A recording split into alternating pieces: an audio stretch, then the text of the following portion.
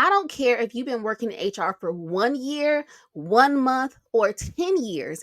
HR leadership is difficult. That's just the name of the game. HR is a difficult role to be in. And wherever you are in your career, I can guarantee it's as easy as it's going to get. If you're in your current position right now and it's difficult for you right now, it's only going to get more difficult from here. Ask me how I know. So I've grown my career in HR leadership from an unpaid HR intern all the way up through executive leadership right now. And my career is continuing to flourish and thrive. And so right now I'm on a mission to help you to build your HR career as well. So if you're not new here, go ahead and grab your notebook. You know the drill. Get your notebook, get your something to write down with. I've got my notes here that's going to keep us on track. And if you like this video, make sure you like it, subscribe, and make sure you push it out to other people who need to hear what we're talking about today.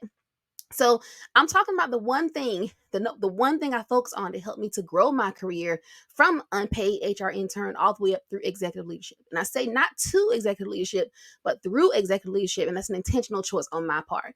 Again, where I am right now in my career is not where I plan to end, because I feel that God is calling me to do more things. And so I'm saying I'm going through executive leadership. So wherever you are in your career, this video is going to really help you and bless you as well, to help you get your focus on the right path. So what I want to start with is helping you to understand what you don't want to put too much stock into. So what's interesting about today, 2024, in HR leadership, the more people I talk to, whether they are already in HR, or they're aspiring to get in HR, or whether they may be in college, it's interesting because a lot of the people that I'm talking to are recent college graduates, or they've been in HR for a while and they have HR specialties in their degree, not just HR certifications, but HR specialties in their degree. Maybe you have your BBA with a focus in HR, your MBA with a focus in HR. When I was coming up in HR, my college did not offer that. A lot of colleges did not offer that unless you went to a certain type of campus. So it's really interesting to know that there are a lot of people in the world, in the United States specifically, who are interested in HR leadership, and they come with similar experiences in education that you do. So that's the one thing I don't want you to put too much stock into. We all have degrees. We all have focuses in HR. We all have the education. And education alone is not enough to be successful in your HR role. Sure, you might get the job, but that might not mean you're going to stay there very long, because you got to not just know the right things to do, you got to actually do the right things. I talk about this more extensively in my HR Career Climb Masterclass. It's a 2-hour program that I walk you through, and I talk about the 4 things you want to make sure you prioritize. If you want that, put the comment below Masterclass, and I'll give you the direct link to that website so you can get that access for free. But I want you to understand that education alone is not enough. Again, if you are going into your applications and you're going into your interviews and you're talking to different businesses and organizations, and you're leaning on your education, and that's the only thing you think is going to help you stand apart, that's not it. That's like literally the reason I say this, because of a few different reasons. So when I started in HR, again, as that unpaid HR intern, I was still in college. So I had an HR leadership class that I was taking at the time. I completed my BBA and I graduated and became an HR generalist. But completing my BBA, completing my degree, even if it was a degree with a focus in HR, would not have given me the tools to do my job in HR. It would have only given me HR knowledge, HR understanding of maybe like the laws and the regulations and the processes, and understanding what performance management is, understanding what employee relations is. But it doesn't tell you what to do in your company. Same thing, honestly, with the certifications. So certifications are fantastic. I have them myself, and I'm working on additional ones. But certifications alone is not enough to help you to do your job. So I think of the big certifications like your PHR, your SPHR, your SHRM CP, your SHRM SCP. I think of those as equivalents to your education, so your MBA, your BBA, and things of that nature. And both of those are great. And in combination, both of those are excellent. But that is not enough to do your job well. And if you're in HR right now and you have your degree and you have your certifications and you're still drowning in your work, that's exactly why. These things that we have, these letters behind our name, these certifications, these credentials, are not enough to equip us to do the day-to-day work. They give us the working knowledge that helps us to be able to be resourceful. It helps us enough to have an understanding of what to do, what to not do. But again, to do the right things and to do the things that your company needs to do at that time, That's really not what it's designed to do. If you need something to really help you with that, that's what my HR leadership library is designed to help you do. Is really a step-by-step process to help you break out of just the monotonous day-to-day reactionary putting out fires mode and put together a plan for your next 12 months in your HR department. We have several toolkits in there in terms of building out your employee relations platform, building out your, I think performance management is coming next, but we have multiple checklists, toolkits, resources, and I drop new resources in there every month, in addition to supporting you throughout the month through mentorship with 3 office hours, we call them after office hours, conversations every month to give you that additional support. So if you're interested in that, again, click the link down in the comments or in the description to learn more about that. But that HR Leadership Library, to me, is the only tool I've seen that can help you to put together a plan for your HR department. So again, education alone is not enough. Education is great. Certifications are great. Even I teach specialty certifications, and I think these are great things to know, but think of those as more big picture, strategic work. If you're trying to get into the transactional work, the operational work, this is what you need HR Leadership Library to help you do. So the one thing I focused on was not my education. Initially, it was my education, and that was the wrong thing to do. So if you think that going into your next opportunity or asking for your next promotion because you got an advanced degree, no. What your company cares about and what your next employer will care about is not what you have up here. It's about what can you bring out of here and put out into the world. Like, what can you do for the company? How can you support your leaders? How can you support your employees? How can you really make a difference in your HR department? So again, education alone, certifications alone is not the things to focus on. Next thing you don't want to focus on is just having your experience. So even if you have worked in HR again for 10 years or 6 years, however long you've been in HR, that alone is not enough. I think we all know people who've been in their jobs for, several years, and all they do is, just this amount of work, and then they just spend the rest of the time talking to people or playing games on their computers or just riding the clock and getting a check. And again, today in HR leadership, that is not enough. The work that is required of HR leaders is so transformative, so transformational. We are no longer able to succeed in the role and think that we can just skate by and do the bare minimum. So that's just not the right approach. You can't bank your next career move. You can't bank your next opportunity, your next promotion on how long you've been in the role. How long you've been in the role could honestly work against you. Because if you've been in your role for 6 years, 7 years, 10 years, and nothing has changed, that's concerning. There should be a mark that you leave on your department after a year, after 2 years. There should be something that you can look back and say, hey, this is what I did. This is why I did it. This is what the metrics show. I didn't make this decision in a vacuum. I work with different people to make this happen, and this is the impact that is happening on the employees, and we're tracking this regularly, and we're going to keep this going because of this and this. You have to do these things in your role. You can't just continue to just say, I've been here for 6 years. Why am I not being promoted? It's likely you're not being promoted because in that 6-year span, in that X number of year span, nothing has changed. Nothing has been improved. Nothing has been optimized. So again, we have so many people that are looking for HR roles right now. I mean, so many HR groups, and I see the comments. I see the posts, I see the anonymous posts, I see the questions that people are asking, when is this hiring issue going to be over? And, there's so many HR jobs open, but I'm not getting far in my interviews. And, I'm having interviews where they're not being fruitful, and I'm getting ghosted. I'm getting, blocked. I'm getting turned down. It's probably how you're showing up in your interviews. So kind of level set a little bit here.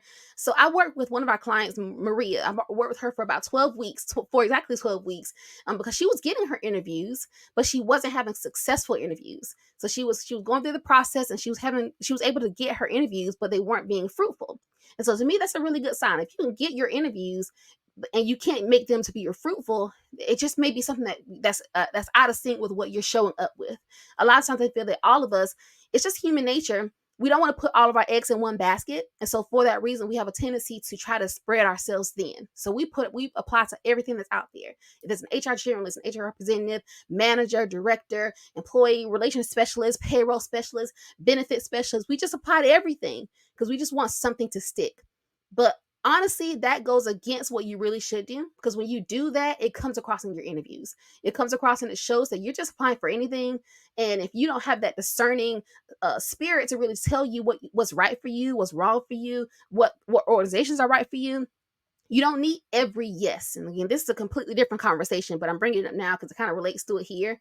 But if you're getting interviews, but you're not able to be fruitful with those interviews, you have to think about, how are you showing up?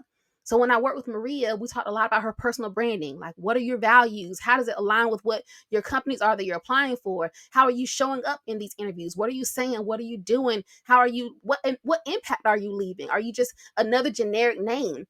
If you go through an interview process and I get through 10 interviews in a day and I can't remember you, that's not a good sign. So all those things, just helping people to widen your knowledge bank in terms of not just focus on, saying all the things that we want to hear in interviews, but really to go that next step forward and show what impact you would bring to the company. Again, that's another conversation. Let me know in the comments. Put the word, interview in the comments if you want to learn more about that. But I feel that it's important that we get out of just saying the right things in interviews, saying the right things that we've been on these jobs for 6 and 7 and 10 years. That's not enough. So when it comes to what should you be focusing on, you need to have an eagerness. So for me, the one thing that really shifted my career, and it's been on a fast track ever since, is I've just been so eager, so hungry to learn and grow and develop and change and build. And with me starting out in HR as a student, I had that to my benefit because I was still in that learning mindset and it's really never stopped. So I never, even today, I never feel like I know everything. I feel like in life, nothing is ever wasted. So I can feel like I can always go back to my experiences, things I've learned, things I've gone through, things I've seen in other people, and I can draw on those experiences. But I still don't have all the answers. I just know what has gotten me to this point. And if I'm at this point in my career and you're not here yet, I can help you to get to this point as I continue to move forward in my career as well. So again, let me know if you want to work with me further or be in the HR Leadership Library. It's a great opportunity for you to get not only the mentorship from me, but also, again, your resources to put your plan together, first of all, and then also put together your track record. So you have a list of things that you have been able to improve over at least a 12-month period. So again, you have to have an eagerness to grow and learn and develop. You have to be dissatisfied, unsatisfied, whatever the right word is. You have to detest the status quo. Like, being comfortable should really make you bored. Like, you should have a desire to keep learning something new. And there's so many ways you can do that. You can start reading books. You can start taking certification classes, again, to expand your knowledge. But most of all, you got to start doing different things. So if you know how your day typically looks when you're going into work every day, if you know that, you go into the work, you sit down, you maybe take a few minutes in the beginning of the day to just get your thoughts together, maybe pray over your space, pray over your business. But then, your phone starts ringing off the hook, and then you're on to the next thing and on to the next thing. And then, you get to the end of the week, you've got really nothing to show for it because you helped a lot of people, but you don't have anything to show of the things that you've actually done. So then it comes time for your employee evaluation conversation. And even though you've been helping people all along, you've got nothing to really show of anything that you've improved, anything you've grown, any ideas you've had, because you've been in reactionary mode and firefighting mode for way too long. So that's what I help you to do. Break out of firefighter mode, break out of reactionary mode, put your career on the next track. And you might say, well, Brittany, why do you keep talking about salary? Because first of all, as an HR specialist, as an HR expert, so to speak, I make decisions based on data. And on this channel, I can tell that when I put salary, when I put career in the title, that's what resonates with you. That's what you click on. That's what you gravitate toward. And I can also tell from the data that if you're not subscribed to this channel, I can see that you're not subscribed to this channel. So subscribe to the channel, like this video if it's helping you, if it's bringing anything new to the forefront for you.